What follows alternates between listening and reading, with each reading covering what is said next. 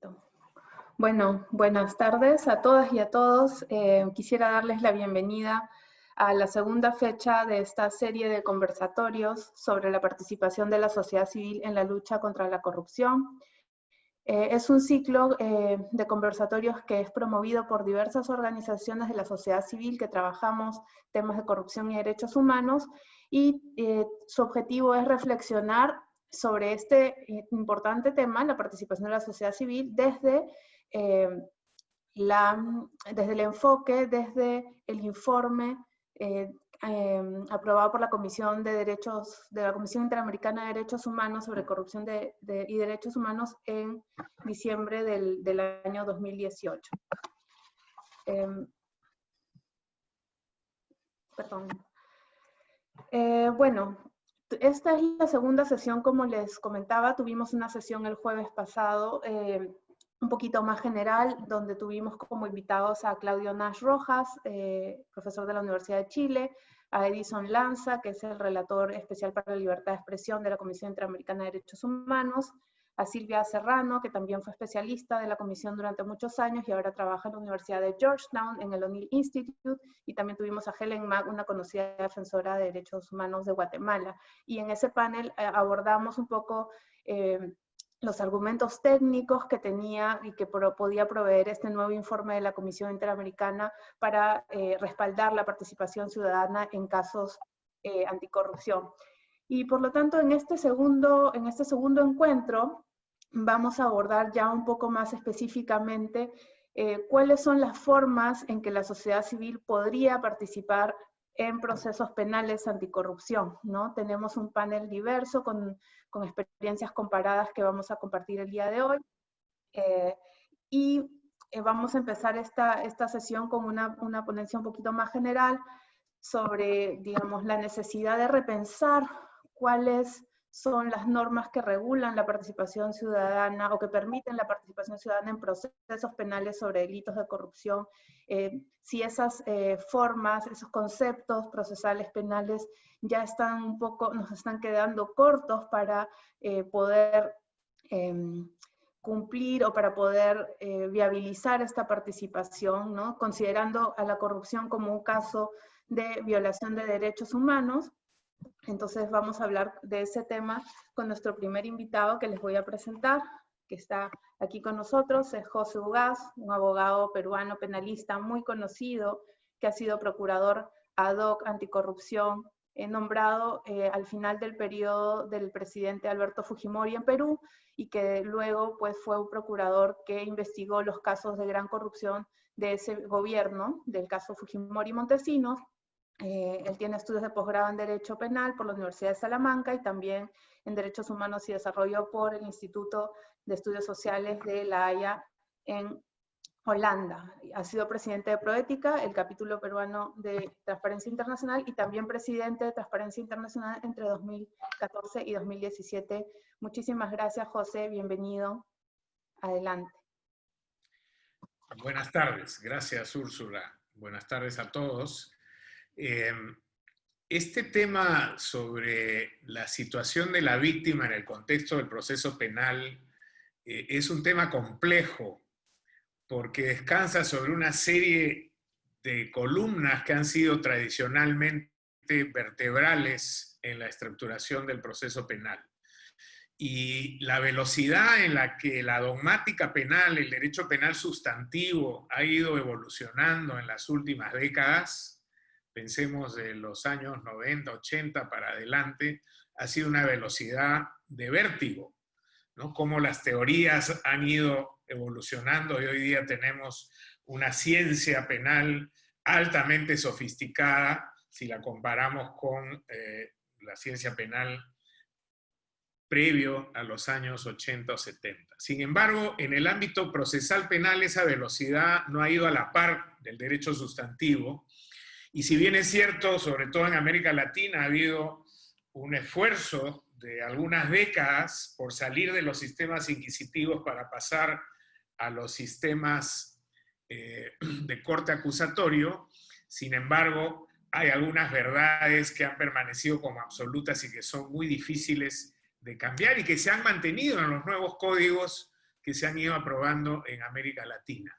Y una de ellas tiene que ver precisamente con esta naturaleza de la acción penal pública, que deriva de la naturaleza de la acción penal pública y que le entrega al Ministerio Público la exclusividad de la acción penal. Entonces, en todos los países de América Latina, la acción penal pública es potestad de la Fiscalía, del Ministerio Público, la Procuraduría, según la denominación que acoja en cada país, y salvo una excepción, que es la de la querella privada, normalmente los delitos contra el honor y contra la intimidad, que es la única excepción en la que el ciudadano privado puede ir directamente al juez e incoar, iniciar una acción penal.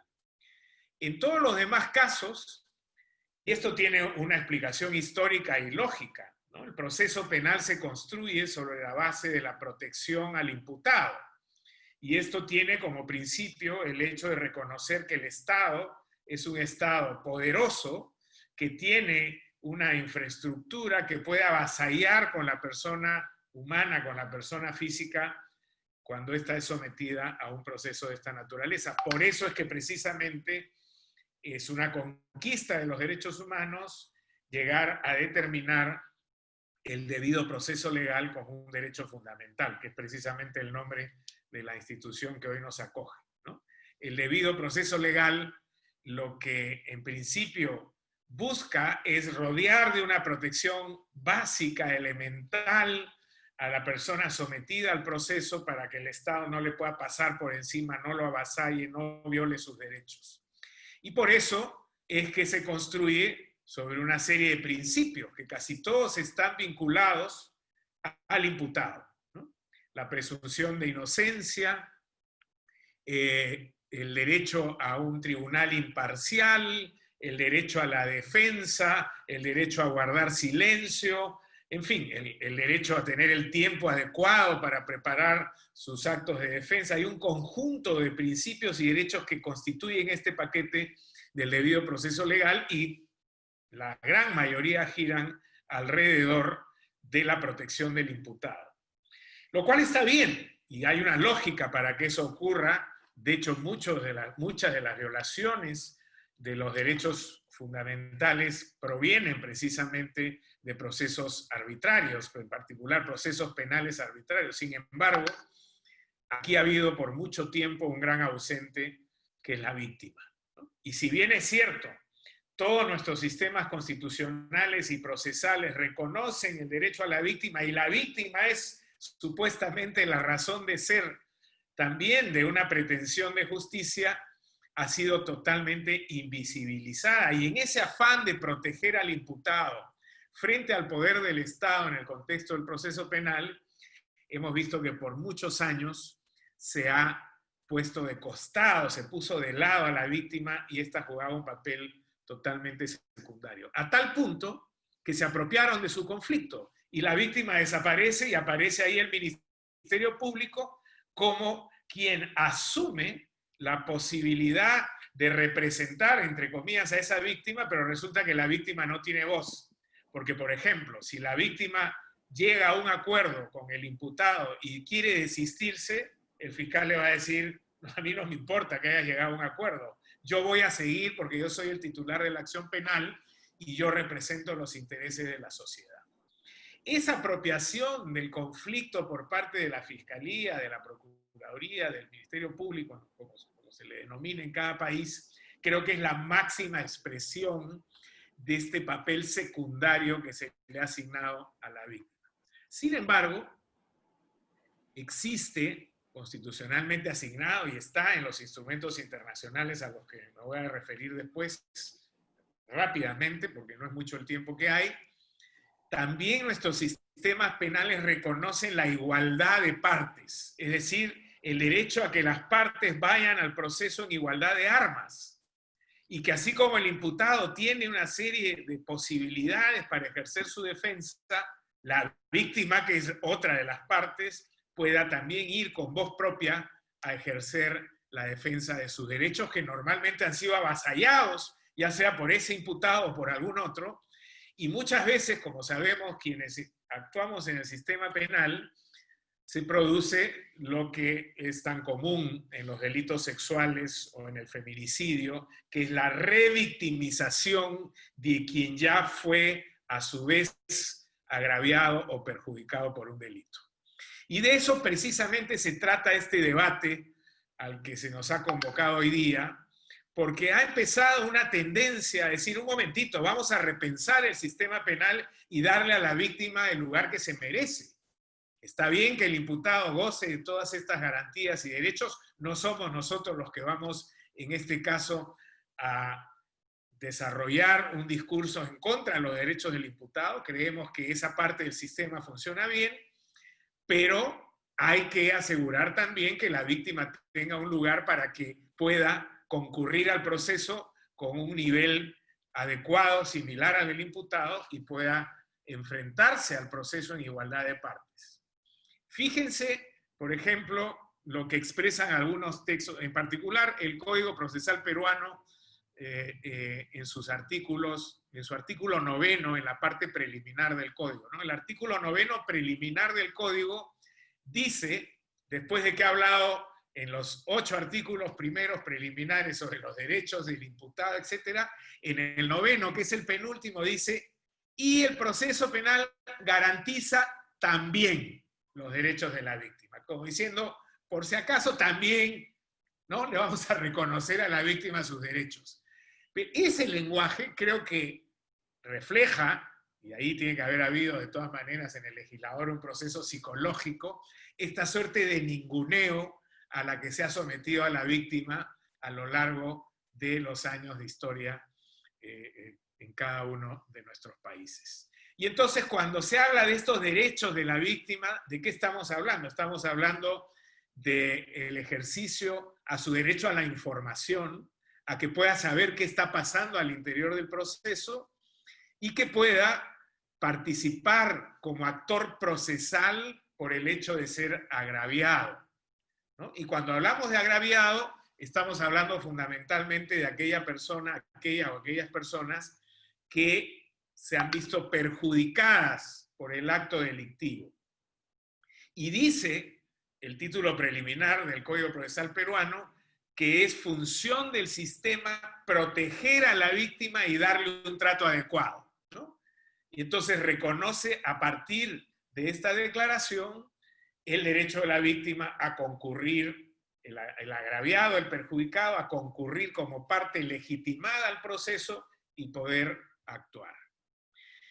Bueno, esta apropiación del conflicto por parte del Ministerio Público ha traído no pocos problemas, en el sentido precisamente de que ha reforzado la invisibilización y ninguneo de la víctima en el contexto del proceso. Y aquí valdría la pena preguntarse, ¿a quién nos referimos cuando hablamos de víctima? ¿Es lo mismo víctima que agraviado, que actor civil? ¿No? Y son conceptos que requieren ser rápidamente explicados, ¿no? Cuando hablamos de víctima, por ejemplo, México tiene, muy interesante, no son muchos los países que tienen una ley general de víctimas, ¿no? Y esta ley general de víctimas establece claramente que merece esa categoría quien ha sufrido el menoscabo, dice, económico, físico, mental o emocional, o la afectación a cualquiera de sus bienes jurídicos, de los bienes jurídicos que le asisten, ¿no? Son 3 posibilidades de menoscabo sobre estos derechos de una persona que le permiten asumir la condición de víctima. Pero no basta ser víctima para poder participar en igualdad de condiciones en un proceso penal. A veces llegamos al absurdo de que la víctima no puede participar en el proceso penal. ¿Por qué? Porque el fiscal o la fiscal lo ha desplazado.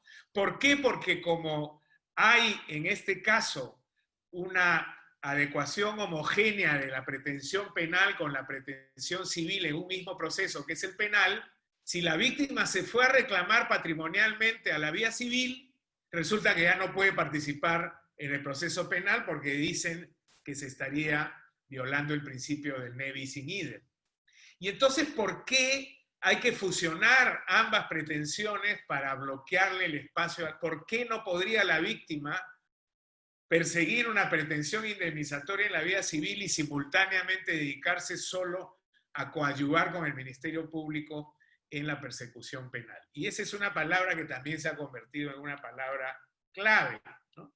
Así como cuando hablamos de corrupción y derechos humanos, todavía hay un lenguaje muy tímido que se resiste a decir la corrupción es una violación a los derechos humanos, y el lenguaje diplomático de Naciones Unidas, dice la corrupción limita el goce de los derechos humanos. Eso no es una violación. Claramente lo es, y sin embargo no contribuye esa formulación lingüística a entender la real dimensión de esa problemática. Bueno, igual en el caso de las víctimas, cuando quieren concurrir al proceso penal, le dicen, tú no tienes titularidad de acción, sino vas a coadyuvar al Ministerio Público en sus pretensiones penales, porque lo tuyo es perseguir la reparación civil. Entonces, en primer lugar, la víctima es el agraviado, aquel que ha sufrido el perjuicio de la acción delictiva. El ofendido, el perjudicado, tiene la condición de agraviado en el proceso penal. Pero resulta que por una serie de formalidades no basta ser víctima o ser agraviado en términos legales para poder actuar en el proceso. Hay que convertirse en algo más, en lo que se llama un actor civil, ¿no? Poder participar legitimado procesalmente para poder avanzar. Bien, y el actor civil, por supuesto, tiene una serie de condiciones. Tiene que tener una solicitud formal que debe ser autorizada por el juez para poder ingresar al proceso y perseguir la reparación civil. Una vez que lo logra, tiene una serie de facultades o derechos. Debe conocer las actuaciones al interior del proceso, tiene el derecho a ser escuchado, puede plantear nulidades, puede ofrecer medios de investigación y medios de prueba, puede intervenir en el juicio y puede impugnar. Para eso hay que ser actor civil. Pero resulta que hay una serie de delitos, y el de corrupción, me voy a centrar en eso para acabar porque ya me pusieron el cartel de término. La corrupción es un típico caso donde es muy difícil individualizar a la víctima, porque el bien jurídico es un bien jurídico de corte colectivo, es la administración pública. En los casos, la mayoría de los delitos de corrupción, lo que se afecta es el bien jurídico, administración pública. Y entonces ahí hay un debate muy interesante de a quién protege el bien jurídico de administración pública, de quién es ese bien jurídico. Por muchos años se ha entendido que la administración pública es un bien jurídico para proteger a las instituciones públicas. Y eso es equivocado. La administración pública es un bien jurídico destinado a proteger a los administrados, a los ciudadanos, a los individuos. Entonces, cuando hablamos de bienes jurídicos colectivos, que implican una pluralidad de sujetos, grupos, clases, categorías, que tienen una pretensión de goce de determinados derechos y que posibilitan la paz social y el desarrollo de la persona, ahí surge un espacio muy interesante para decir, si no hay individuos específicos en este colectivo, pero hay una afectación a un bien jurídico plural, ¿por qué no puede cualquiera que sea parte de ese colectivo o de esa comunidad llevar una pretensión como agraviado porque ha sido afectado? En el caso de Togil, que ha sido materia de pronunciamiento en la justicia mexicana, se enfrenta a este argumento con toda claridad y dice, por ejemplo, si un ciudadano paga sus impuestos, es un contribuyente, y la corrupción implica el desvío de fondos que uno ha aportado al Estado por medio de sus impuestos, entonces esa persona debería estar legitimada para poder apersonarse, decirle, señor juez, yo quiero ser actor civil porque soy un afectado directo de este acto de corrupción al haberse desviado mi contribución tributaria para fortalecer el bien común del Estado. Lo segundo, ya para terminar, tiene que ver no solo con los bienes jurídicos colectivos, sino con la posibilidad de participación, ya no de individuos que se sienten afectados por esto, sino de asociaciones, grupos, colectivos, comunidades. El Código mexicano y el peruano también establecen la posibilidad de que cuando se trata de intereses difusos o colectivos, asociaciones que representan esos intereses, ONGs u otras instituciones, puedan apersonarse con legítimo interés y convertirse en actores penales. Pese a que la ley lo dice, hay mucha resistencia todavía en la judicatura para eso, pero lo dejo sentado para luego, si quieren venir preguntas sobre eso. Termino con 2 apuntes. Corrupción y derechos humanos. Hoy día no hay duda que hay una interrelación entre estos 2 mundos que antes caminaron en paralelo. Hoy se reconoce que la corrupción tiene un impacto hipernegativo en los derechos humanos. Miremos lo que está pasando, por favor, con la pandemia en América Latina. La muerte, la falta de educación, la pérdida de trabajo. En el Perú, 3 millones de personas que en semanas han vuelto a la pobreza. Digan si eso no es producto de una práctica histórica de corrupción que ha desviado recursos que hoy día afectan la vida, la salud, la educación y otros derechos básicos de la persona, el acceso a un trabajo digno, agua potable, etc. Entonces, si la corrupción afecta a derechos fundamentales, ¿cómo no? Colectivos o individuos que sienten afectación a sus derechos fundamentales van a ser negados en su posibilidad de acceder a tener una participación activa en el proceso penal. Y termino ahora sí señalando que el informe de la Comisión Interamericana del día 6 de diciembre del año pasado, de diciembre, ha sido clarísimo en señalar que en una estrategia de defensa de los derechos humanos impactados negativamente por la corrupción, la estrategia tiene que ser victimocentrista, es decir, la víctima tiene que estar en el centro de cualquier estrategia en ese sentido. Dice este informe, leo literalmente, los estados, la Comisión le recuerda a los estados que deben adoptar las medidas necesarias para facilitar el acceso de las víctimas y denunciantes de hechos de corrupción a recursos efectivos y adecuados para denunciar la comisión y lograr la reparación del daño sufrido. Está clarísimo que esto abre ahora una avenida muy interesante y muy importante para impulsar estrategias de lucha contra la corrupción desde los derechos humanos y lucha de la violación a los derechos humanos que se producen desde el ámbito de la corrupción. Gracias. Muchas gracias, José. Te voy a cobrar luego los minutos, no te preocupes. Bueno, es muy interesante lo que nos planteas, este recuento histórico, digamos, de los conceptos procesales penales de víctima. Quizás estaban pensados en contextos en los cuales no se contaba con que las redes de corrupción estaban también necesariamente enquistadas dentro de los actores del proceso penal, ¿no? Hemos visto esto en muchísimos conversatorios que, digamos, las redes de criminalidad organizada y las estructuras de corrupción, el primer objetivo que tienen en la mira son las fiscalías, ¿no? Y cierto control sobre la fiscalía. Entonces, pues, la necesidad de tener algún tipo de participación dentro del proceso penal vinculado a delitos de corrupción nace precisamente para evitar que dentro de ese proceso los actores que tienen que perseguir e investigar la corrupción, el juez y el fiscal y la defensa del acusado por corrupción estén coludidos, ¿no? Y justamente estén todo su actuar esté orientado hacia la impunidad y no hacia la protección de los bienes públicos.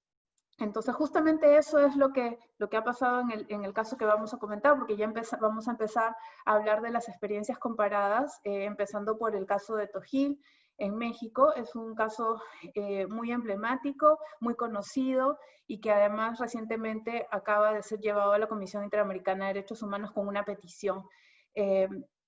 Hay un grupo de organizaciones que quiero mencionar, que somos las que también apoyamos estos seminarios, que estamos apoyando la necesidad de que la comisión revise este caso en el fondo, porque creemos que es un caso que puede abrir muchas puertas a organizaciones de la región para poder participar de alguna forma en la persecución penal de los delitos de corrupción. Y además de DPLF que yo represento y de, por supuesto, Tojil, está el IDL, el Instituto de Defensa Legal de Perú, Justicia Viva, la coordinadora del Grupo de Trabajo contra la Corrupción, la Fundación para la Justicia del Estado Democrático de Derecho en México, la Comisión Mexicana de Defensa y Promoción de los Derechos Humanos de México también, el Observatorio de Derechos y Justicia de Ecuador y la Fundación Mirna Mac de Guatemala.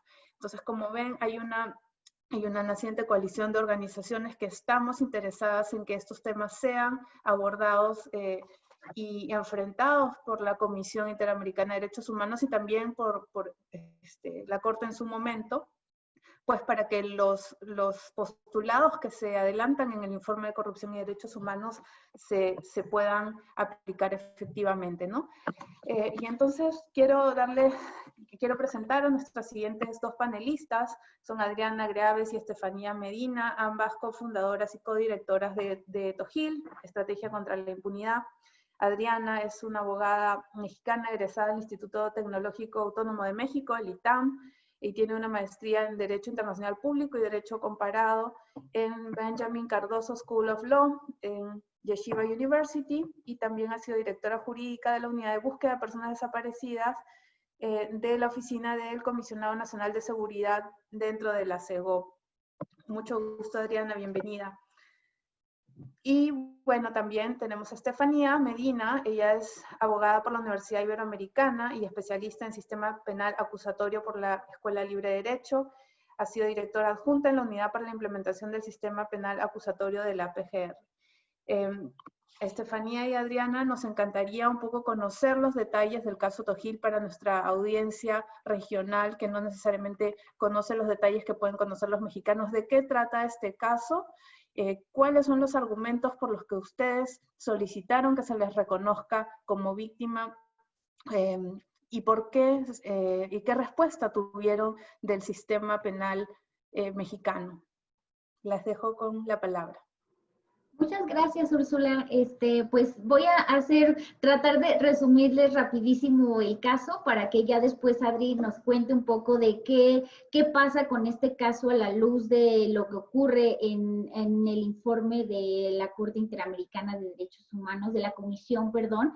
Y quisiera retomar algo que José decía muy importante, que es cómo han venido cambiando los sistemas procesales, entre los cuales pues México tarde, pero no fue la excepción, a diferencia de otros países que en 2008 justo cambia. Creo que hay dos reformas clave para este tema. Uno, esta transición del sistema tradicional a uno acusatorio, en donde las víctimas justamente a nivel constitucional entran a tener un apartado específico en la Constitución donde justo se les reconoce como parte.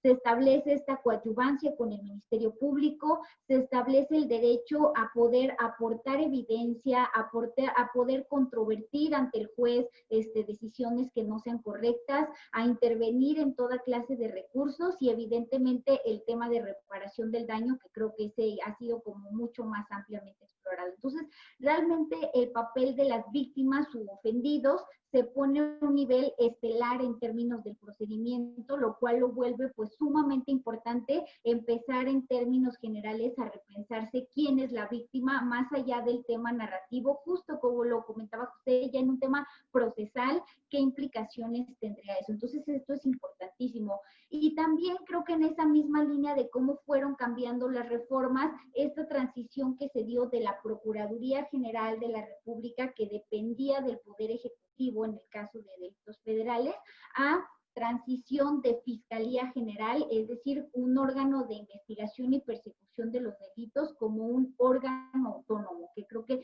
también es muy importante en el contexto que tenemos actualmente. Luego, si seguimos con qué ha pasado con el tema de víctimas en carácter colectivo, tenemos otros avances interesantes en otras materias. Por ejemplo, ya en términos de delitos de carácter ambiental, tenemos una ley federal de responsabilidad ambiental que reconoce que cualquier persona que esté en la demarcación donde ocurre un delito ambiental va y lo denuncia, y que por ese simple hecho de ir y presentar la denuncia y encontrarte en ese lugar adquiere el carácter de víctima para efectos procesales. Es decir, tenemos ya un reconocimiento muy claro de una amplitud de las víctimas mucho más simple en otros casos. Ahora, ¿qué es lo que pasó en el caso Javier Duarte, que diríamos TOGIL contra la Fiscalía? Aquí lo que ocurrió fue que advertimos que se había suscitado justo lo que comentaba Úrsula, corrupción dentro de un caso de corrupción. Es decir, se estaba investigando y incluso vino extraditado desde Guatemala un exgobernador del estado de Veracruz que prácticamente estaba siendo señalado, por lo menos a nivel de la opinión pública, por desviar miles y miles de millones de pesos a través de distintas herramientas, tal como el uso de empresas fantasma o empresas fachada, con compras irregulares, contratos irregulares, todo esto a través de investigaciones periodísticas muy serias. Finalmente se logra la extradición en el año 2017 y él termina siendo primero vinculado a proceso, imagínense, por delincuencia organizada y operaciones con recursos de procedencia ilícita, o mejor conocido como lavado de dinero.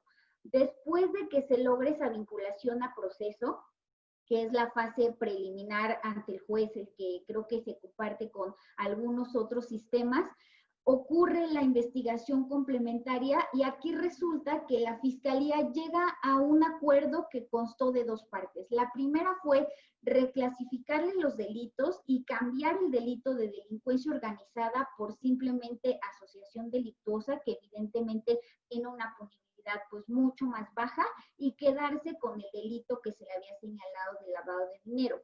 A través de distintos datos que se daban en la opinión pública, de información que nos llegaba por distintas vías, pareciera que todo esto iba encaminado a generar un acuerdo entre la Fiscalía y la Defensa. Y el acuerdo finalmente se concretó en un procedimiento abreviado en el cual él acepta los cargos y se le impone ante el juez una condena acordada de 9 años y 58,000 pesos, que incluso darían la posibilidad de tener libertad en más o menos 4 años y medio que está por cumplirse, y sin nada de reparación del daño, y además ni siquiera se contemplaron delitos técnicamente de corrupción, sino únicamente estos dos anteriores. Entonces, cuando se advierte esta circunstancia, lo que detectamos es que para que cualquier persona en este país hubiera podido acceder a un acuerdo tan benéfico para una persona que estaba siendo señalada por esto, de esta clase de posibles delitos, que estaba en un contexto de términos electorales bastante importante y que era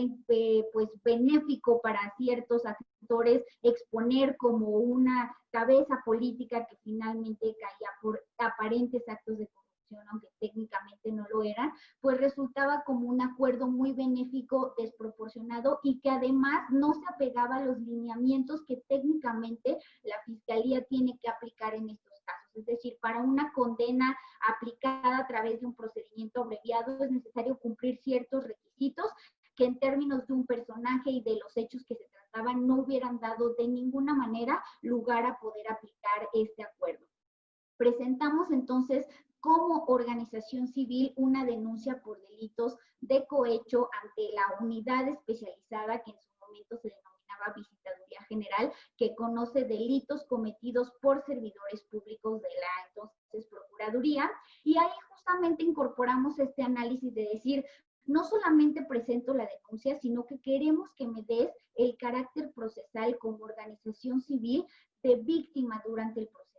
Y aquí es donde viene un tema muy interesante, porque justo tenemos dos ordenamientos que son clave. Uno, el Código Nacional de Procedimientos Penales, que nos establece que víctima es quien resiente directamente la conducta, y ofendido, que prácticamente para efectos procesales tiene los mismos derechos, es quien es el titular del bien jurídico. Y luego, si nos vamos a la Ley General de Víctimas, por ahí el artículo 4 justamente establece esto que también comentaba José, la posibilidad de que además de víctimas directas, indirectas o potenciales, se debe considerar como víctimas a organizaciones civiles cuando se trata de afectación a sus bienes jurídicos de carácter colectivo. Y justo respondiendo a este tema de decir, pues, ¿a quién afecta un delito de cohecho? Más un delito de cohecho de un caso de amplísimo nivel que tenía un impacto a nivel nacional cometido aparentemente por fiscales de alcance a nivel nacional. Esa afectación justamente se traduce en una puesta en peligro, más bien lesión al bien jurídico de la correcta administración pública. Y bajo esa premisa fue que solicitamos tener el carácter de víctima en esa investigación, aduciendo tanto la particularidad del bien jurídico en términos del código y especialmente el carácter de organización civil ante la Ley General de Víctimas. Entonces, un poco como era de esperarse, se adujo por parte de la Fiscalía que no se nos podría dar ese carácter y básicamente todo su argumento ha redundado en el mismo punto, que no hay una afectación directa para la asociación civil, entendiéndose directa como en su patrimonio, físicamente, es decir, una serie de afectaciones que desde nuestra particular visión pues no tienen nada que ver con el bien jurídico que se está tutelando en este delito particular. Entonces, bajo ese debate llevamos el tema a una audiencia ante un juez de control en la que de manera pública pues se debatieron estos argumentos y algo muy interesante es que en esa audiencia incluso comparecieron los ministerios públicos señalados como posibles, más bien como imputados del delito. Ocurrió que fue la Fiscalía y nosotros en este carácter de víctima. Ahí ante el debate, el juez se decantó principalmente por negar el carácter de víctima y confirmar lo que venía diciendo la Fiscalía, por un razonamiento, además del término de afectación, por dos temas muy, muy interesantes. Uno, que esta afectación colectiva solo podría ocurrir en tratándose como de digamos, instancias referentes a comunidades indígenas, asociaciones de otro carácter que no fueran una asociación civil, digamos, yéndose tangentemente por algo que no establece la ley técnicamente. Y número dos, señalando que la Fiscalía justamente tenía este carácter de representante social en tratándose de bienes jurídicos de carácter colectivo. Y creo que ahí es donde cobra especial relevancia el hecho de cuál es la naturaleza actual de la Fiscalía General como un órgano autónomo y que creemos que justamente ya no puede entenderse como un representante o un representante social en términos de lo que era anteriormente a esta figura.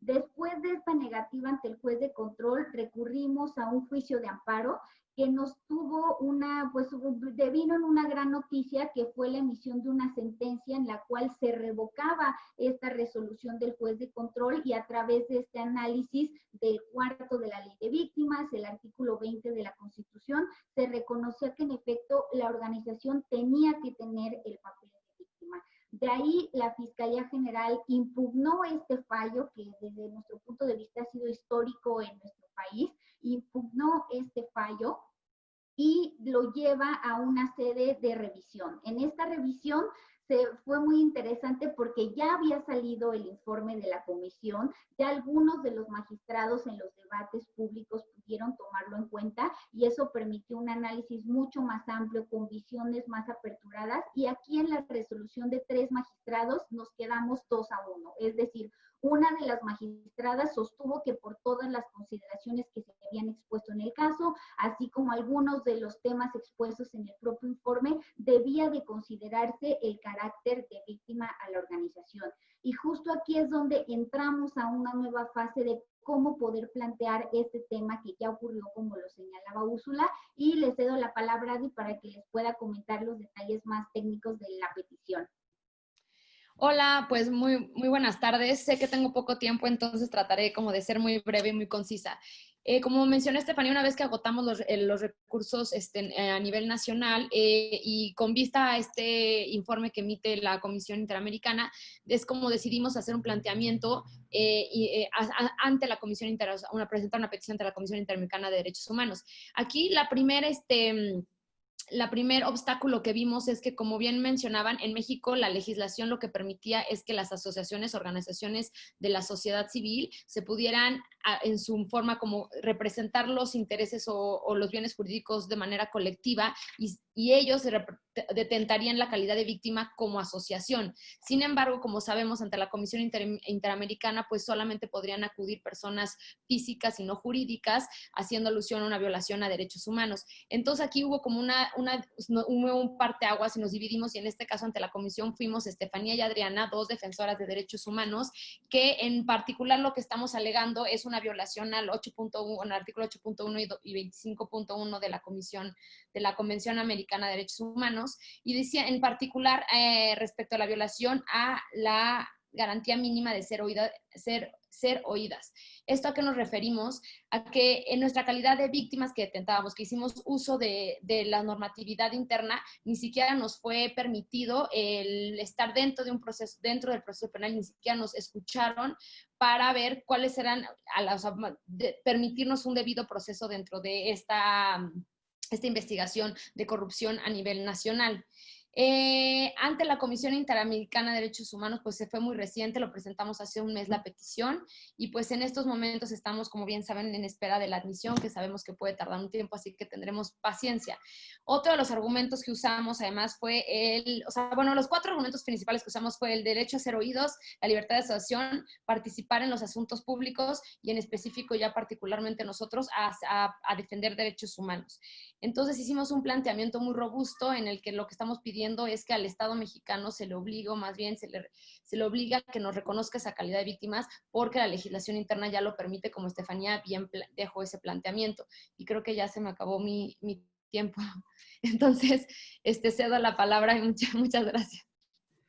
Gracias, Adriana. No te preocupes que hay un momento de preguntas y aprovecho para recordar a nuestros asistentes que abajo hay un chat de preguntas y respuestas donde pueden formular preguntas a nuestros panelistas. Entonces ahora quisiera dar paso a un caso diferente, un caso quizás con unos matices más específicos en cuanto a la afectación que ha sufrido, en este caso, una comunidad indígena, la comunidad indígena lenca. Es el caso de Honduras, en el cual el COPIN, que es el Consejo Cívico de Organizaciones Populares Indígenas de Honduras, ya intentó en varios procesos judiciales alegar su calidad de víctima. Como sabemos, en el caso del COPIN, ellos sufrieron la lamentable ejecución, el asesinato de Berta Cáceres, la lideresa indígena lenca, y pues la afectación que tiene el COPIN es quizá un poco diferente que la de Tojil, y justamente para poder compartirnos y contarnos de la experiencia y de la estrategia jurídica que plantearon en esos casos, en el caso específico del fraude del río Hualcarque, que es el río sagrado, declarado así por el pueblo indígena lenca. Quiero presentarles a Víctor Fernández. Él es un conocido abogado hondureño, defensor de derechos humanos, es uno de los abogados de la familia de Berta Cáceres, y además ha recibido el Premio de Solidaridad de Bremen, un premio de derechos humanos muy conocido y muy prestigioso en Europa y en Alemania. Él ha sido también el presidente del Movimiento Amplio por la Libertad y la Justicia, y justamente en representación de ese movimiento es que recibieron este premio, y también es el representante legal del COPIN. Entonces, bienvenido, Víctor. Muchísimas gracias por acompañarnos. Estamos muy interesados en escuchar un poco, que nos cuentes cómo ha sido la experiencia del COPIN en tratar de que se les reconozca el carácter de víctima en los procesos penales vinculados al caso Berta Cáceres. Hola, sí se escucha bien, ¿verdad? Sí, muy bien. ¿Qué tal? Primero, Úrsula, muchas gracias por invitarnos a este espacio. Y bueno, yo les envié una presentación, pero no sé si está disponible. Igual puedo hacer espontáneamente la exposición del caso. Sí, ahí la vamos a proyectar. Ok. Un elemento de entrada para perder un minuto en esta explicación, o usar un minuto de explicación, es que el COPIN es una organización de base que aglutina a muchas comunidades del pueblo lenca, uno de los pueblos indígenas de Honduras, y tiene presencia en 4 de los 18 departamentos del país. El COPIN por muchos años se discutió la idea de entrar o no a las disputas institucionales, digamos, a las disputas dentro del Estado, de sus derechos, de sus reivindicaciones. Justamente porque el Estado está sometido a una serie de prácticas que finalmente tienen las organizaciones como el COPIN la certeza que desde ahí nunca se recibe justicia, siempre se recibe esta especie de revictimización de la que hablaba el compañero. Pero finalmente estamos, hace unos 10 años, creo, el COPIN decidió entrar a estas disputas a nivel del sistema de administración de justicia.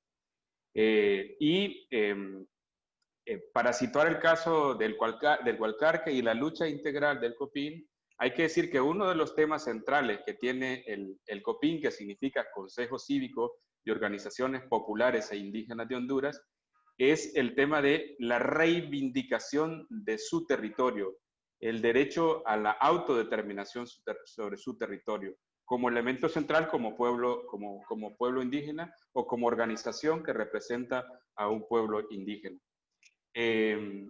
Así que la lucha en los últimos tiempos tiene que ver con defender el territorio frente a la política acelerada de concesiones, de ríos, de bosques, de minerales, desde una práctica de autodeterminación en el territorio desde su condición de pueblo indígena.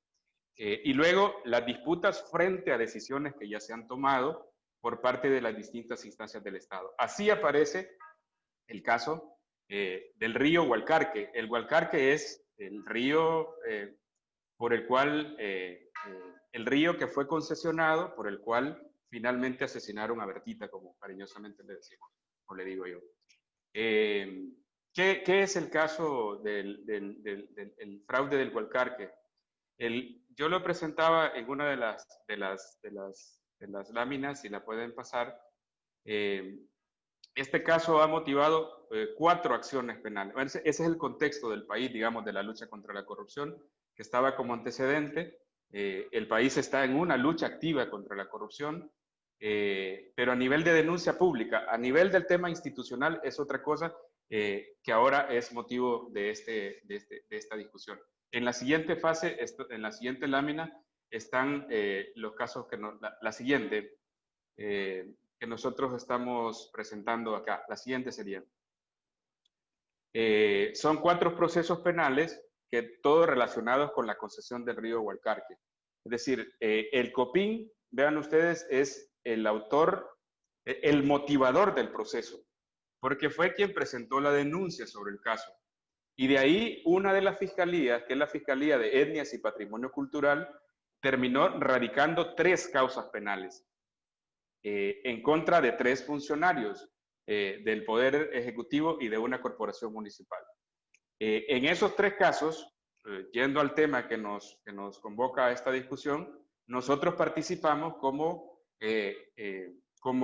bajo la figura del acusador privado en representación de las víctimas, que son los miembros del pueblo lenca integrados al COPIN. En esos 3 procesos no tuvimos discusión sobre nuestra legitimidad para intervenir en el proceso. No así en el gran caso, que es el caso del fraude del Gualcarque, en el cual este caso ya no fue manejado por la Fiscalía de Etnias y Patrimonio Cultural, sino por esta oficina que se le llamó la UFECI, la Oficina Fiscal contra el Combate de la Corrupción y la Impunidad. Este caso entró directamente como un caso de corrupción. Y los delitos que nosotros, que inicialmente se imputó es el abuso de autoridad. Luego, en el caso del fraude del Gualcarque, aparece el delito de fraude, aparece un delito de falsificación de documentos públicos y negociaciones incompatibles de algunos de los funcionarios que entraron en esto. Es decir, el caso está probado que se trata efectivamente de un fraude. Pero la reivindicación que nosotros hacemos acá es un fraude que tiene como efecto la violación de los derechos fundamentales de las personas lencas que son impactadas por el proyecto. En este caso, la defensa de los imputados fue la que finalmente provocó una acción de nulidad por nuestra intervención.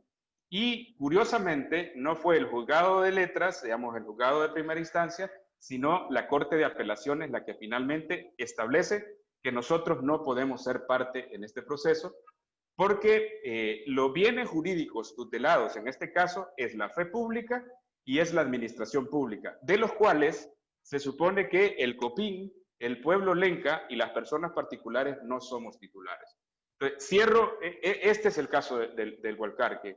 ¿Cuáles son los puntos, a mi juicio, relevantes para esta discusión? El primero es la definición de víctima que puede tener la legislación, la legislación interna, que en el caso de Honduras están definidos en el artículo 17.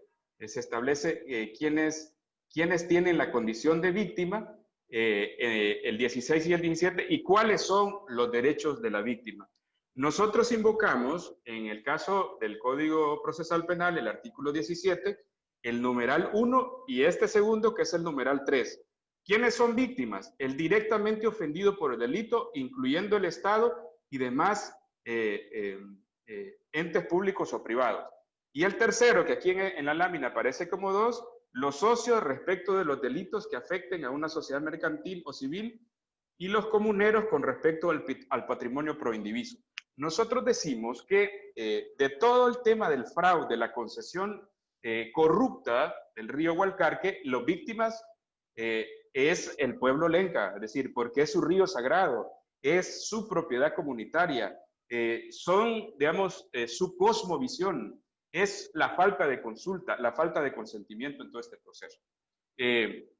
Y entonces, uno de los derechos que tienen las víctimas, según el artículo 16, es constituirse en acusador privado o querellante. Y así entonces nosotros nos constituimos como acusador privado y querellante hasta cierta parte del proceso. Actualmente, el caso se encuentra en un recurso de amparo que nosotros presentamos y entendemos violentados al menos 4 derechos: el de acceso a justicia, el debido proceso, la propiedad comunitaria sobre tierras y recursos naturales y todo lo que tiene que ver con el bloque de convencionalidad que está vigente en este caso. Yo quería aportar para la definición de víctima, un elemento que nosotros hemos citado es la Declaración de Principios Fundamentales para las Víctimas de Delitos de Abuso de Poder de la Organización de Naciones Unidas, que es la 4034 del 29 de noviembre de 1985, la cual cita específicamente quiénes o qué debe entenderse o quiénes tienen calidad de víctima. Y creo que es la que citaba el compañero, que luego la recoge la legislación mexicana.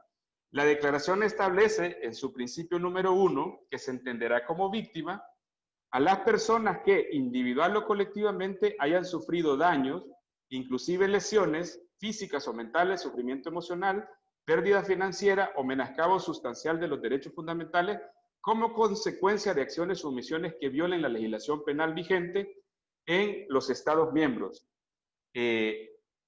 incluida la que proscribe el abuso de poder. Entonces, si hay una norma de carácter internacional, digamos que hoy lo situamos en tema de estándares, que es de 1985, que define a víctimas de abuso de poder dentro de los que caben los delitos de corrupción y, por supuesto, los delitos de violaciones a derechos humanos, que en el caso de la legislación hondureña, en el artículo 96 del Código Procesal Penal, tiene una regulación específica para que podamos intervenir personas particulares o colectivos cuando funcionarios públicos hubieran cometido violaciones a derechos humanos. Aquí un tema de discusión, me parece, es los temas claves de esta discusión. ¿Quiénes tienen o no tienen calidad de víctima en nuestras legislaciones? ¿Qué ha dicho la jurisprudencia del sistema interamericano y del sistema de Naciones Unidas sobre estos asuntos?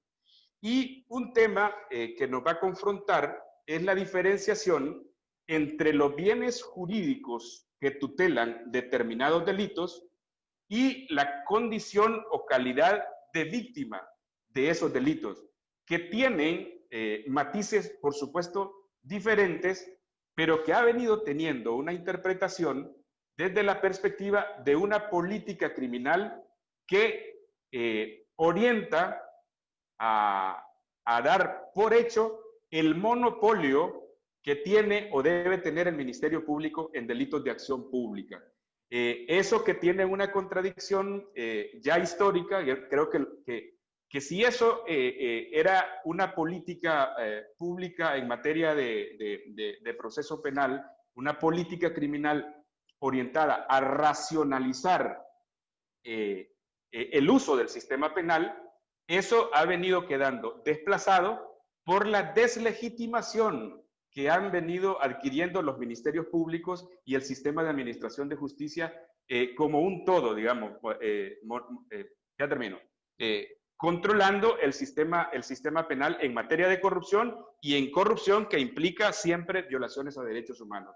En este caso, a mí me parece relevante esta evolución que marca desde hace muchos años, por cierto, pero que la práctica nos tenía estancados en entender que solo el Ministerio Público podría ser el actor de la persecución penal en delitos de corrupción que, como se decía al principio, implica violación a derechos humanos.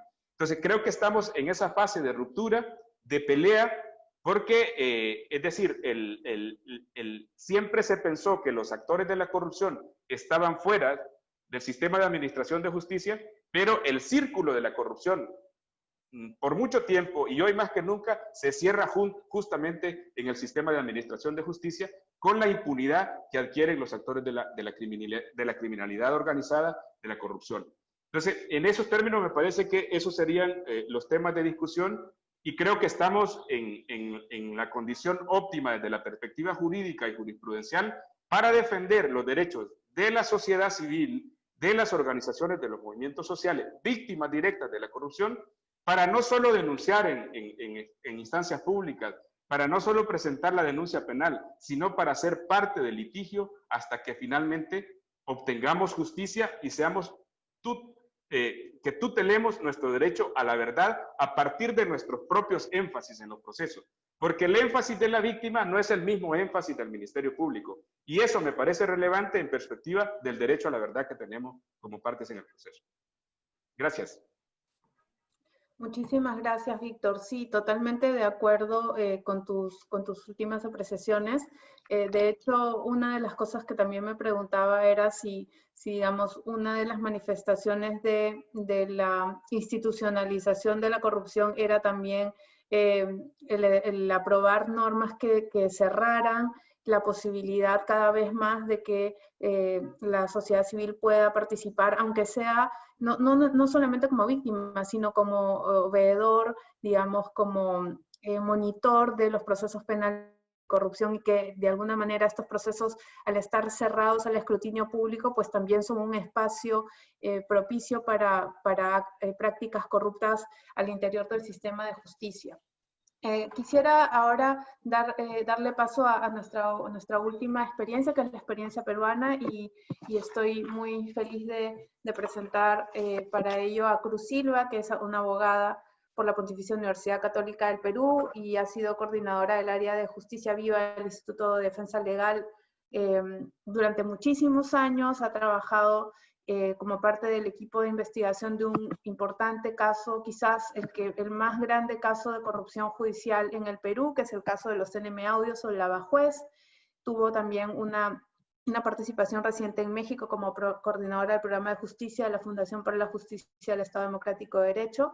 Y pues bueno, en el caso peruano es un poco diferente de los dos casos que hemos presentado, porque el IDL, el Instituto de Defensa Legal, no se ha personado como una parte procesal en un proceso penal. Sin embargo, sí ha realizado muchísima investigación y de alguna manera ha desarrollado a través del periodismo de investigación, en asociación con el periodismo de investigación, porque ya nos contará Cruz, porque esta estructura, digamos, de una pata jurídica y una pata periodística es lo que ha dado fortaleza, digamos, a esta experiencia, y el rol que ha jugado la sociedad civil en el caso peruano ha sido más bien el de ir alumbrando o reconstruyendo el rompecabezas de esta red inmensa de corrupción que todavía no sabemos a ciencia cierta hasta dónde alcanza, pero que ha significado probablemente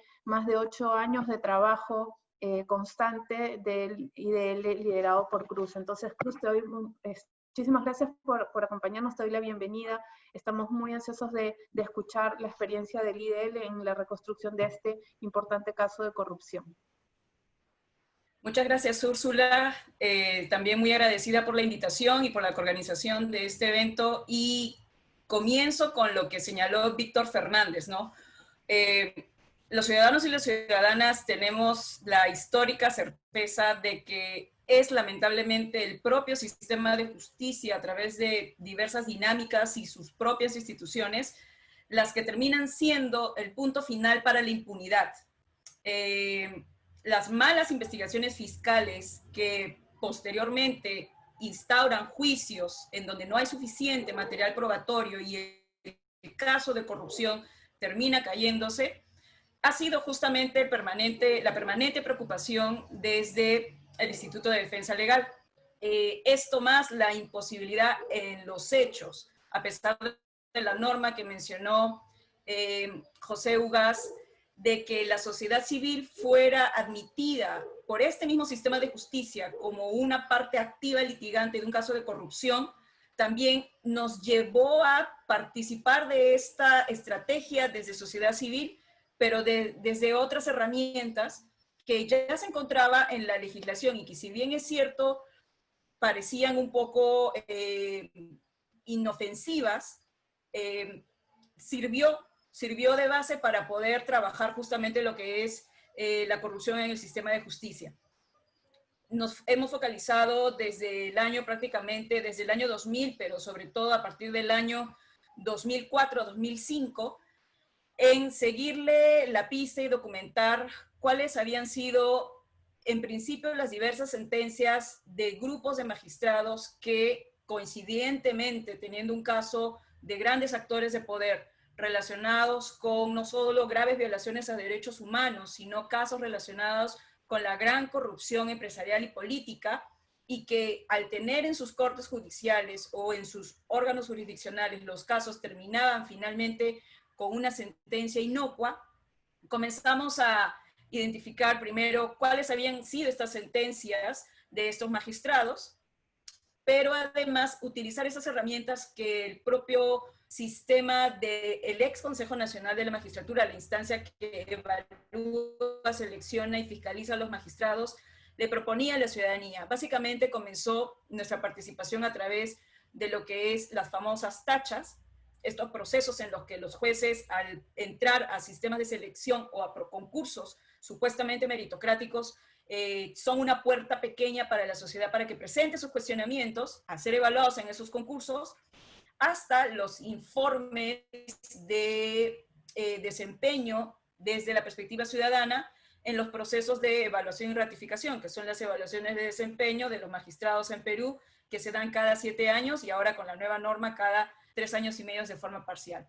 Entonces, lo que se hizo desde hace muchos años fue no solamente presentar estas famosas tachas, presentar también los informes cada vez que se abrían estas convocatorias, sino también hacer un trabajo colaborativo con el periodismo de investigación. Lo que nos llamó bastante la atención era que los periodistas logran identificar a través de diversas herramientas de investigación, que no necesariamente las tenemos los abogados y las abogadas, hechos de corrupción, y los logran visibilizar.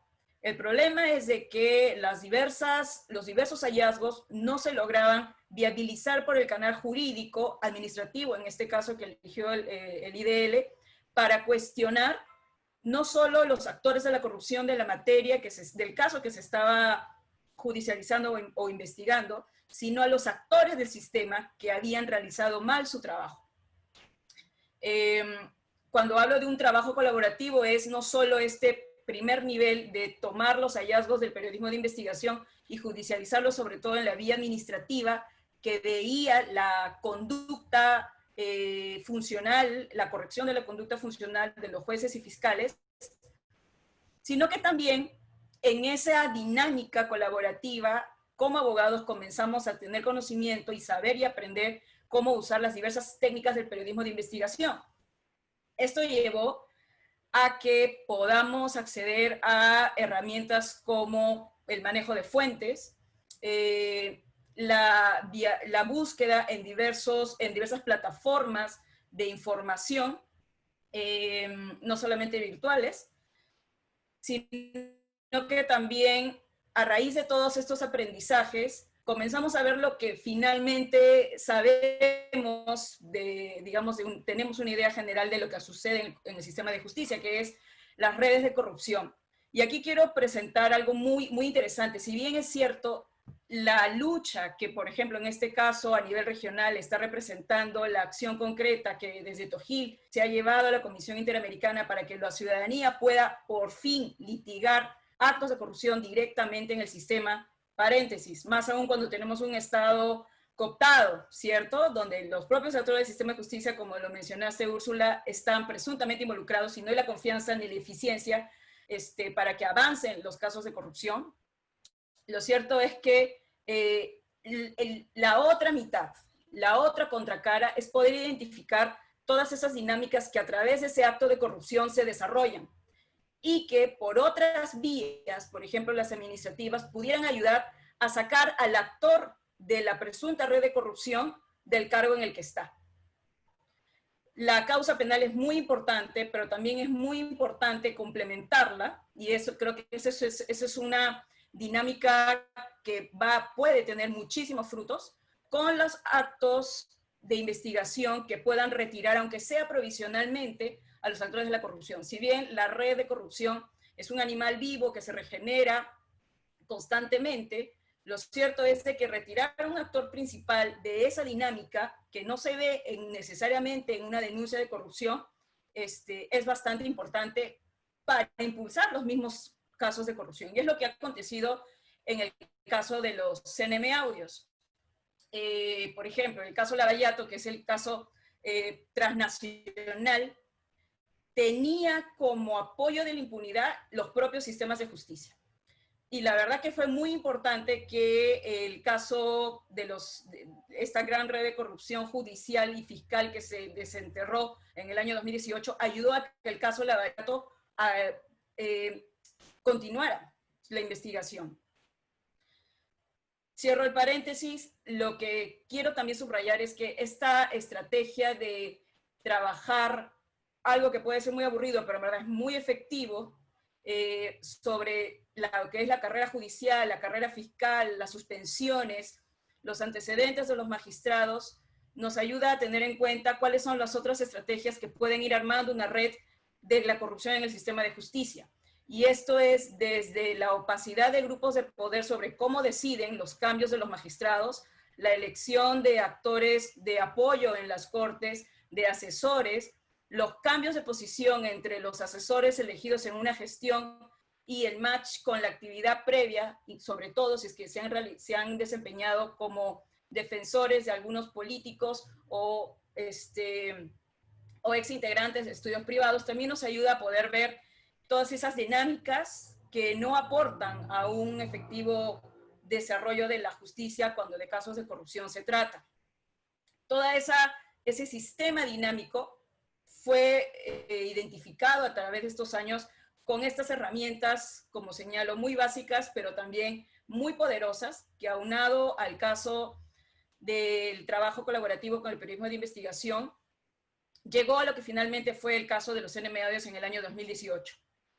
Algo que siempre hemos señalado es que si bien es cierto los audios de la corrupción del año 2018, donde se escucha a jueces supremos, fiscales supremos, políticos, integrantes del Consejo de la Judicatura, periodistas, también empresarios y líderes de partidos políticos que están en el Congreso, siempre tratamos de evidenciar de que si bien es cierto, los CNM audios tienen la fortaleza de que nos ayuda a la ciudadanía a escuchar de la propia boca de los actores los actos de corrupción, cierto es que todo lo que se había trabajado y recopilado a través de esas diferentes herramientas de trabajo colaborativo con el periodismo ya tenía mapeado a esta dinámica y a esos mismos actores.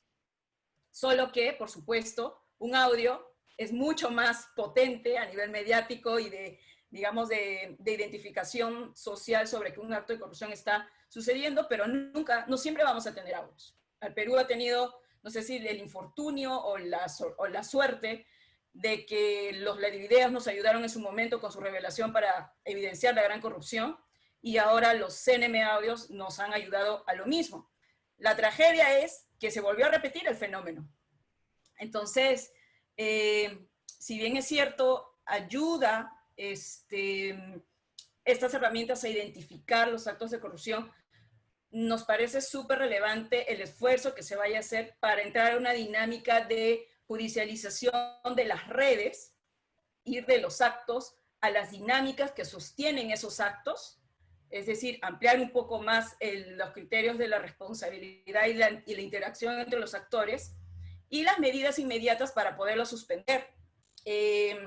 Ya para ir cerrando un poco lo que ha sido la experiencia peruana, al menos desde el Instituto de Defensa Legal, una vez identificados a estos magistrados supremos que eran aliados del poder económico, dicho sea de paso político, que estaba vinculado a graves violaciones de derechos humanos y toda la idea de la extracción sin respeto a los derechos fundamentales de las comunidades indígenas, todo esto llevó a que viéramos que las herramientas sirven.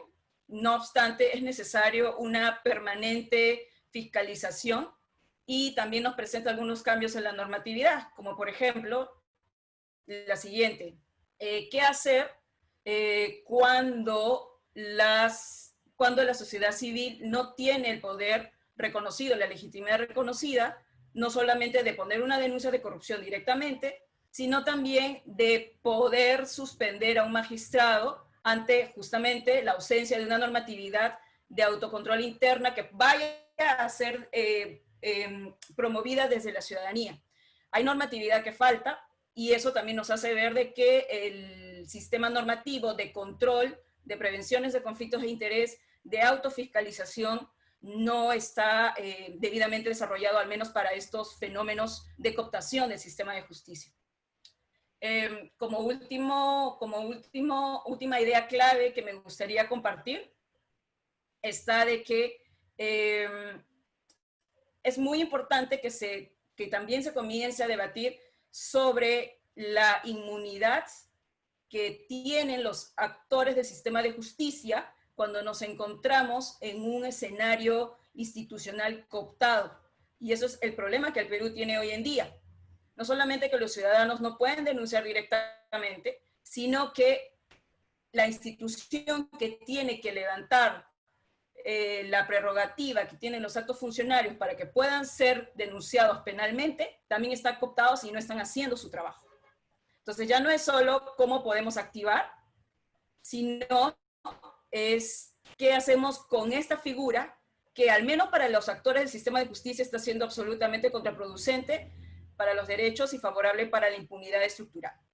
Yo lo dejaría ahí, y bueno, para poder compartir, de ser posible, en las preguntas que vayan a venir. Muchísimas gracias, Cruz. Has resaltado un aspecto muy importante, que es que la participación de la sociedad civil, digamos, en la lucha contra la corrupción, no solamente se puede viabilizar a través de los procesos penales, sino cuando la corrupción es judicial, a través de los procesos disciplinarios, internos o externos, dependiendo del esquema que tenga cada estado, en los que se investiga y sanciona la inconducta funcional de los altos funcionarios de justicia y, bueno, de los jueces y fiscales en general, ¿no? Quisiera ahora pasar a una segunda y última ronda con las preguntas, y van a tener más o menos unos 5 minutos cada uno, donde pueden terminar también de expresar aquellas ideas que no hayan podido durante sus exposiciones iniciales. Pues en el caso de José, yo quisiera, bueno, aquí hay una pregunta para ti en el chat de preguntas y respuestas. Dice: al analizar desde la perspectiva de los derechos humanos, los actos de corrupción cometidos por los actores estatales, como el responsable de los derechos humanos es el Estado, pues el Estado también terminaría siendo responsable por los delitos de corrupción, ¿o no?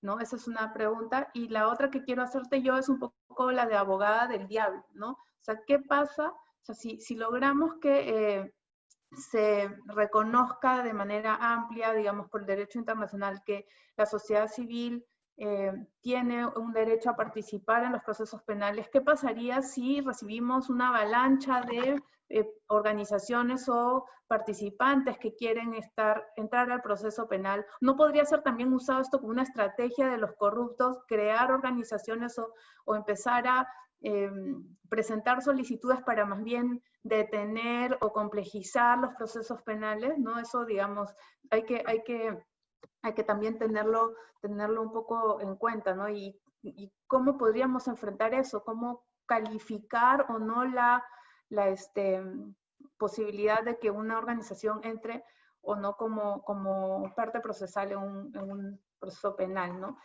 Y también un poquito vinculado a eso, está la pregunta para Estefanía y Adriana. Quería también un poco que nos cuenten cómo funciona en México esto del interés legítimo, ¿no? En el proceso de amparo, y si esto es también una barrera, o significó una barrera para ustedes en sus estrategias, o creen que podría significar una barrera que también el derecho internacional debería empezar a analizar.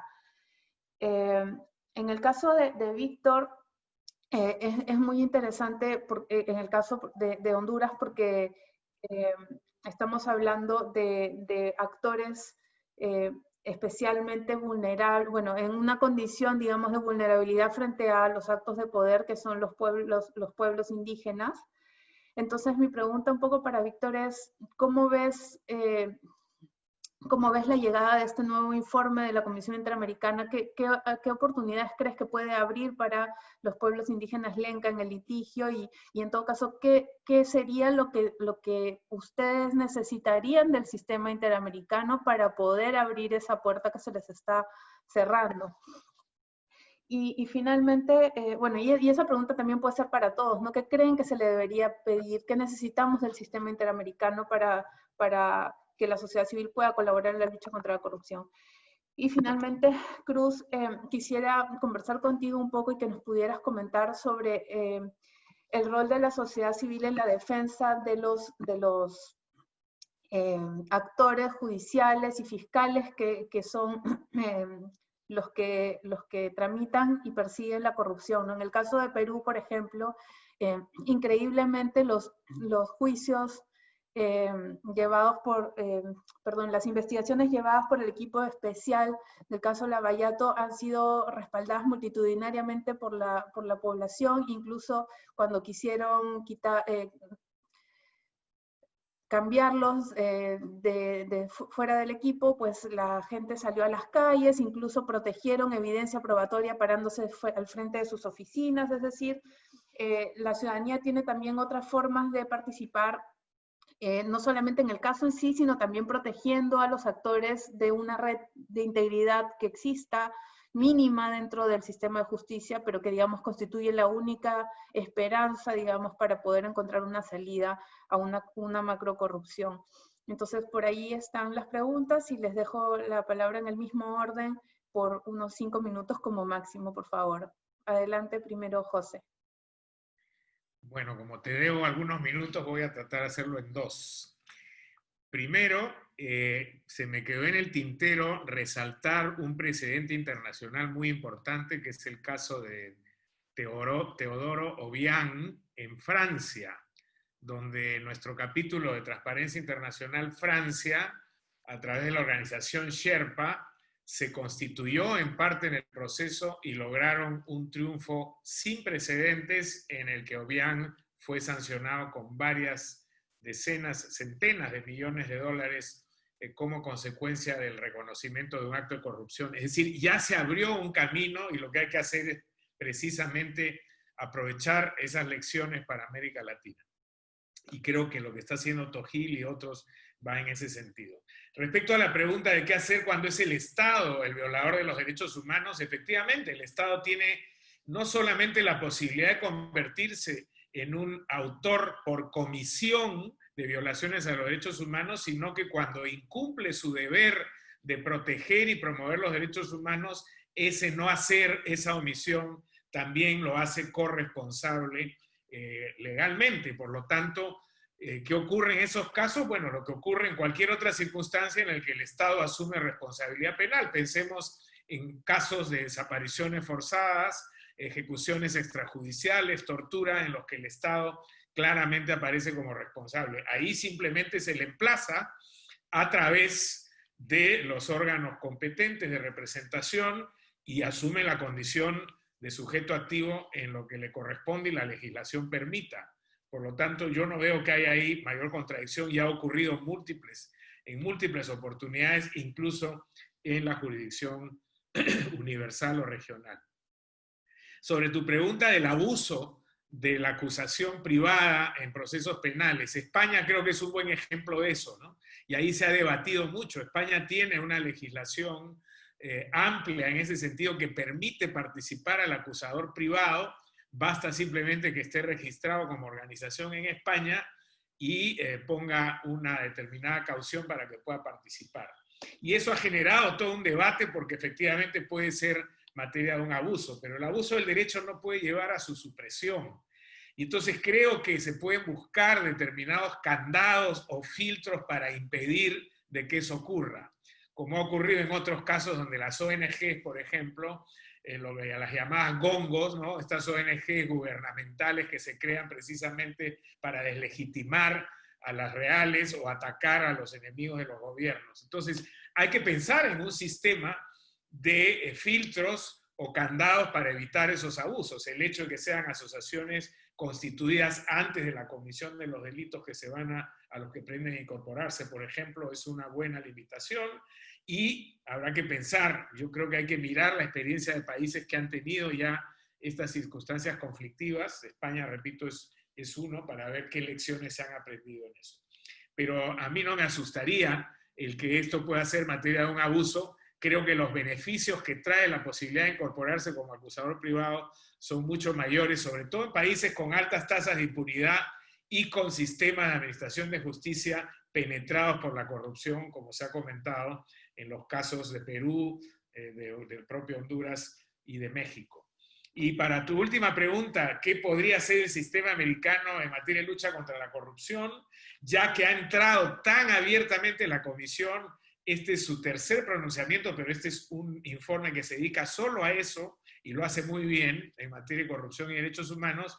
Yo creo que el siguiente paso debería ser, no va a ser fácil, pero debería ser hinchar todos para que se designe a un relator o una relatora especial en materia de corrupción para Latinoamérica, para las Américas en general. Así como hay un relator especial en libertad de expresión y otro para los DESCA, los derechos sociales, económicos y culturales, siendo la corrupción el problema número uno en la región, ameritaría hoy por hoy, sin duda alguna, que también se designe una relatoría especial. Los beneficios que se podrían obtener de ahí serían inmensos.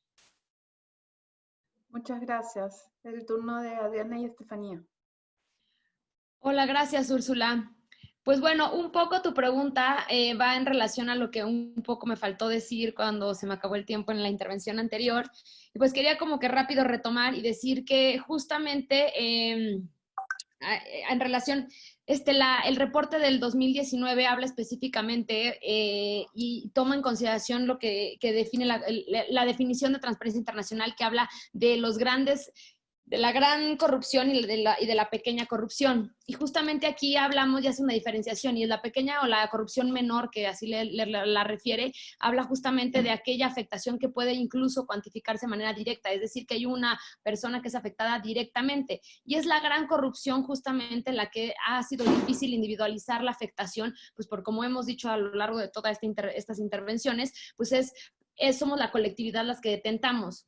Y justamente viene un poco en relación a lo que mencionabas de la diferencia en el interés legítimo y el interés jurídico. El interés jurídico creo que pues la mayoría de la gente ya estamos familiarizada, y es la afectación que hay directa a una esfera de derechos. Y fue en el 2011, en la reforma, que hubo dos reformas que hubieron, una en materia de derechos humanos y una constitucional, en la que se amplía esta definición y se da vida, o más bien se permite presentar un juicio de amparo, una demanda de amparo a personas que no detentaban interés jurídico, sino un interés legítimo. ¿Y qué quiere decir el interés legítimo? Pues que por la situación especial que tienen frente al derecho, pueden tener como una cierta afectación indirecta a la esfera de sus derechos. Y esto precisamente se puede hacer una similitud o una analogía con lo que nosotros estaríamos alegando en los casos de la corrupción mayor o la corrupción, la forma en que la corrupción afecta no a la persona que directamente su dinero en específico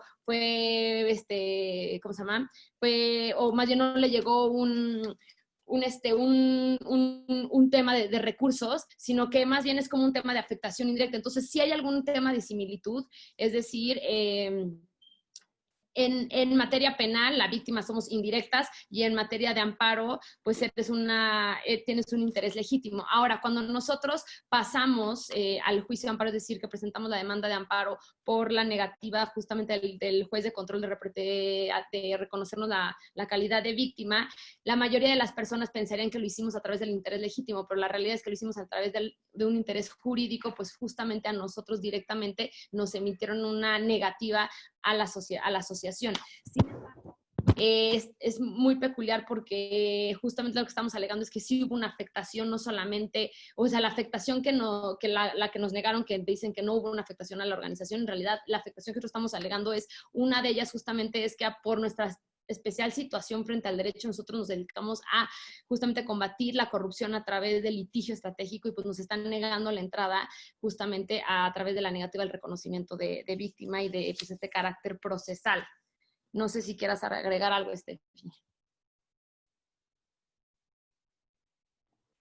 Ya, perdón, creo que ya debemos muchos minutos a Úrsula, pero sí, nada más un poco soportar esta idea de que justamente no fue la vía que utilizamos. Creo que esa fue parte de la construcción del caso. ¿Por qué pedirlo, esperar a que nos negaran y llevarlo ante un juez de control? Ese fue el mecanismo que usamos para decir que el acto en concreto de negarnos detonaba un interés jurídico como tal. Si hubiéramos solamente intentado como de manera abstracta, sin haber hecho estas peticiones y estas resoluciones, quizás hubiera tenido que ser a través de interés legítimo. Entonces no tuvimos, la verdad, ningún problema de procedencia hacia el juicio de amparo. Y un poco se me hace bien interesante tu pregunta que haces de abogado del diablo, de qué pasaría si mañana estuvieran hordas de personas tratando de denunciar y coadyuvar en estos delitos. Yo creo, y en pláticas no se plasmó tan claro en la resolución, pero platicando con los magistrados del caso, creo que en el fondo la visión tradicional que hay que romper es esa idea. Creo que nos estamos adelantando a un problema que no ha ocurrido y que creo que ya se dio en la comisión, en la Corte Interamericana. La definición de qué pasa cuando tienes muchas víctimas y quién la va a representar y cómo la va a representar y qué carácter, creo que es una segunda discusión, pero que tu punto es muy válido porque ha abonado a generar preocupaciones genuinas en los sistemas tradicionales para decir que no hay que abrir la puerta porque entonces mañana estarán todos. Gracias. Gracias, Estefanía, Adriana. Quería, antes de pasar a Víctor, leerles algunos comentarios que nos han llegado. Un comentario de Leonidas Anagua, dice: la carrera de los jueces y fiscales debe ser por meritocracia, así como se hace con los docentes. Además, los jueces, jefes y fiscales jefes deben ser elegidos por todos profesionales colegiados, no más peritos y jueces según su especialidad profesional. Miguel Cifuentes dice: los recursos con los que cuenta la Fiscalía para hacer frente a la corrupción son limitados. En algunos casos el denunciante queda al descubierto y sin resguardo. Raúl Ángel Marini Nostroza: ¿en qué medida se asegura que el denunciante sea protegido por el sistema de justicia? Si la corrupción va ligada al crimen organizado y el sistema es inoperante, el denunciante se queda en una vulnerabilidad extrema. Y Lourdes Chávez dice: un elemento clave es sobre la legitimidad para obrar. Cuando son delitos contra la administración del Estado, no se afecta acaso a todos los ciudadanos, por lo cual ¿por qué no podemos actuar en defensa de los bienes o servicios negados al desviarse fondos públicos? Bueno, y además una pequeña cosa antes de pasar con Víctor. Creo que esta discusión, lo interesante es que da pie también a pensar más ampliamente en, por ejemplo, los procesos constitucionales que están vinculados a la defensa del debido proceso penal, como los habeas corpus, e incluso en algunos casos en los amparos, ¿no? Si al hablar de corrupción como una violación de derechos humanos, no estamos abriendo también la puerta para la participación en procesos constitucionales, que bueno, es otra discusión, pero solamente quiero dejarla ahí sentada. Y ahora sí le doy la palabra a Víctor. Muchas gracias, Úrsula. Yo creo que es importante aprovechar tu pregunta para hacer una reflexión macro, regional, que trasciende a los estados individualmente considerados. Y justamente en el seno de la Organización de Estados Americanos. Ustedes saben que Honduras fue el escenario de esta experiencia de la OEA de lucha contra la corrupción, la creación en el país de la MASI, de la Misión de Apoyo contra la Corrupción y la Impunidad. A mí me gustaría leer el informe de la Comisión Interamericana como un equilibrio frente al desprestigio que creo que se llevó la Organización de Estados Americanos desde su principal dirigencia política en esta experiencia en Honduras. Varios de los directores, de los jefes de la misión de apoyo, al menos el primero, salió de la misión en una franca confrontación con el secretario general de la OEA, denunciando los vínculos de esa instancia con hechos y actos de corrupción, producto de la componenda regional que hay en las dinámicas políticas y ideológicas que se están moviendo, incluso de elección y reelección en sus cargos.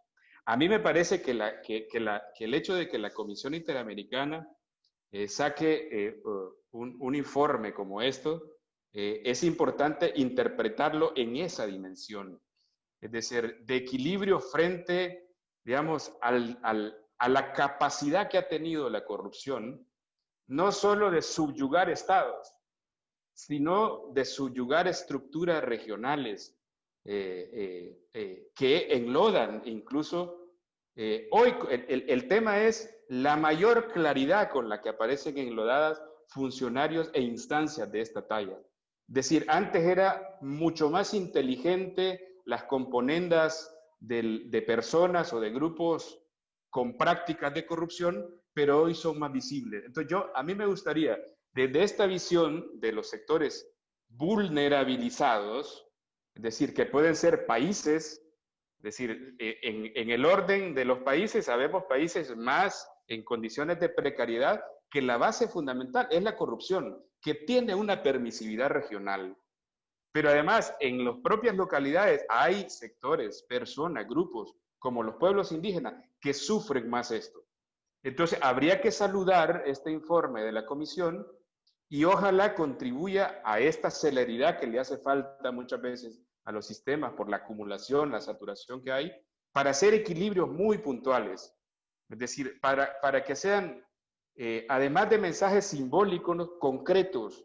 Es decir, que en casos concretos se pueda decir con claridad cómo se ha vinculado la corrupción, no solo con el sector económico, sino con el sector estatal y con el sector regional.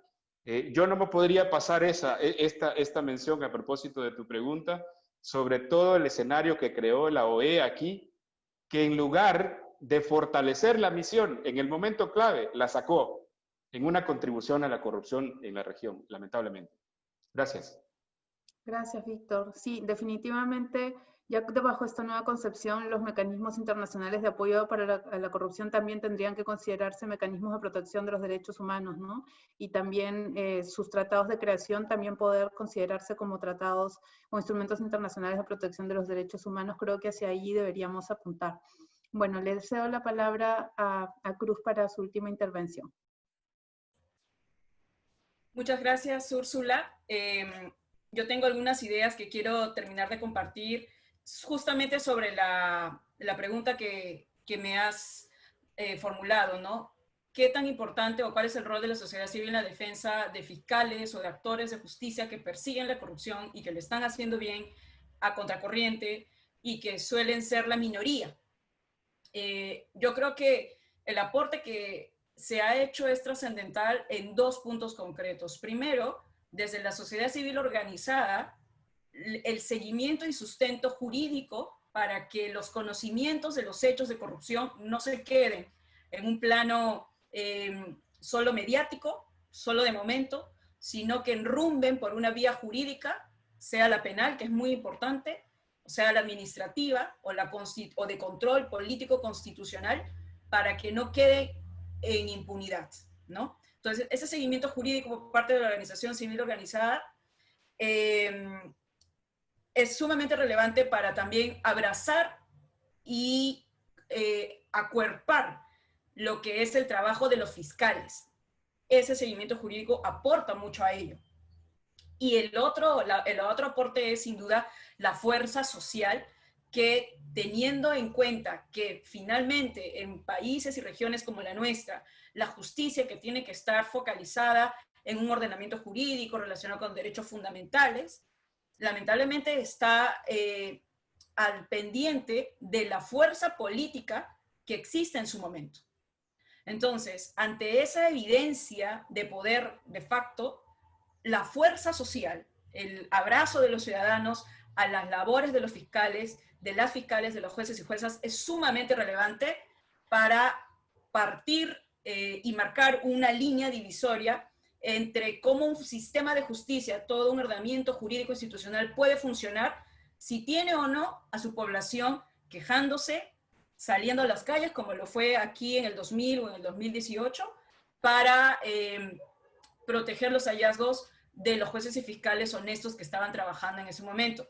No solamente está el caso concreto, gracias a este rol de la sociedad civil que se dio en el Perú y se sigue dando de diversas maneras, en menor rigor relacionado con la pandemia, buscando nuevas formas de apoyo, no solamente respecto de el impedimento de que el fiscal de la nación de entonces sacara de sus cargos a sobre todo los dos fiscales más visibles del grupo especial que investigaba Lavallato, sino que además la sociedad civil comenzó a también defender a sus periodistas y evitó, por lo que visibilizó con su movilización, la incautación prácticamente del material periodístico en su momento, de Reporteros y también el programa Panorama, cuando un fiscal se asomó a estos medios de comunicación para quitarle el material que estaba haciendo en materia de investigación, que eran los audios.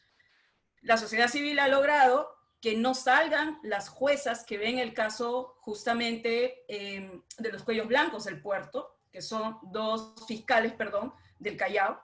La movilización ciudadana permitió que con esta fuerza y evidencia renunciara el fiscal de la nación finalmente, y también ha permitido hasta un cambio o una brisa cultural de que los niños en los desfiles de Año Nuevo y de Fiestas Patrias salían disfrazados siendo fiscales. Entonces, el rol de la sociedad civil es muy importante para impulsar no solo a los fiscales y los actores que están promoviendo todo este trabajo, sino que también para hacer un cambio cultural y aprovechar ese momento para hacer un contrapeso a esos poderes fácticos, económicos, políticos, que hacen que la maquinaria institucional siga funcionando de cierta manera. Solamente quisiera compartir concretamente lo que para nosotros fue parte de esa investigación y, por supuesto, para poder compartir con otras experiencias regionales. Este es el producto de los actos de corrupción que se identificaron con esta dinámica colaborativa entre organizaciones de sociedad civil, abogados y periodismo de investigación. En esta relación hay diversos actos de corrupción en el sistema de justicia que a través de ese trabajo de años y sumando el material de los audios se pudo desenterrar en el año 2018. Y posteriormente, bueno, este es el primer artículo, y aquí una muestra de las fotos de toda la movida ciudadana del año 2018 en diversos departamentos del país, que logró justamente la defensa de los fiscales en un momento tan importante para la reforma del sistema de justicia. Por supuesto, otro cantar es lo que vino después. ¿cierto? Pero en ese momento, toda la actividad administrativa de años y el periodismo colaborativo, más la conciencia de la sociedad civil, en su momento ayudó a que tuviera un rol absolutamente esencial en estos procesos de lucha contra la corrupción, que no deben dejarse de lado, y al que creo la herramienta de poder denunciar ciudadanamente la corrupción va a ayudar muchísimo. Muchísimas gracias, Cruz. Bueno, ya hemos tenido esta tarde una tremenda conversación sobre estos temas. No pensaba que nos íbamos a extender tanto, pero ha valido totalmente la pena, y además creo que estas dos conversaciones, la que tuvimos el jueves pasado y esta, creo que inauguran también una alianza de partida de varias organizaciones que estamos buscando lo mismo, estamos esperando del sistema interamericano nuevas herramientas y respuestas, porque pues claramente las que teníamos no nos alcanzan y no son suficientes para poder combatir la corrupción, y existe más bien una ciudadanía expectante y ávida de mecanismos para poder participar. Creo que es el camino correcto, y pues pueden esperar muchas más conversaciones como estas y eventos en los que vamos a estar apoyando y promoviendo. Quiero agradecer a todos nuestros panelistas, a José, a Adriana, a Estefanía, a Víctor, a Cruz, por compartir sus experiencias, que sin duda son muy valiosas para otros países de la región. Y pues agradecerles también a todos nuestros participantes y a los que nos están viendo en el Facebook Live, en nuestras redes sociales. Bueno, muchísimas gracias.